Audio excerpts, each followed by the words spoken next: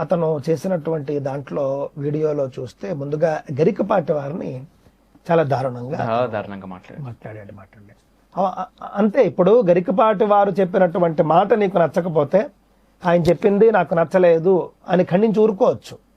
గరికపాటి వారి 1-2 స్టేట్మెంట్స్ నేను ఖండించా. అంశం వచ్చినప్పుడు మనం ఖండిస్తూ ఉంటాం. ఖండించడానికి దూషించడానికి ద్వేషించడానికి చాలా తేడా.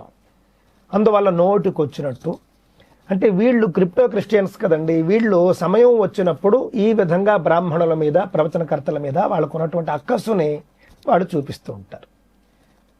మనం చూసుకుంటే పురాతన కాలం నుండి కూడా సనాతన ధర్మాన్ని ఎవ్వరు ఏం చేయాలన్నా కూడా ముందుగా వాళ్ళు దాడి చేస్తూ వచ్చినది బ్రాహ్మణుల మీద, ఈ విధమైనటువంటి పండితుల మీద.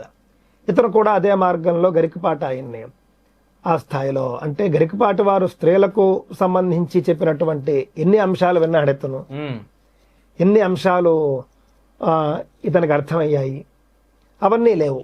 ఆయన ఎప్పుడో అన్నటువంటి ఒక మాట తీసుకుని నోటికి వచ్చినట్లు మాట్లాడాడు.